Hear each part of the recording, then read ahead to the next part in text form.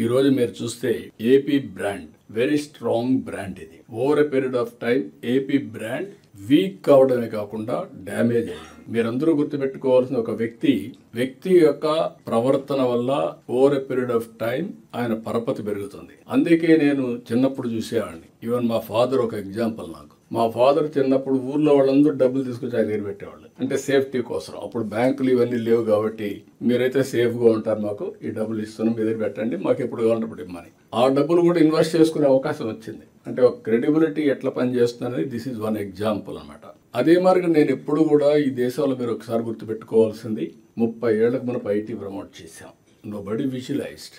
ఈరోజు ఐటీ ఈ దేశాన్ని ప్రపంచానికి నాలెడ్జ్ ఎకానమీకి ఒక నాయకత్వం ఇచ్చే దేశంగా చూసే పరిస్థితికి వచ్చారు. ఎన్నేళ్ళు ఇవన్నీ? 20 ఏళ్ళు, 30 ఏళ్ళు.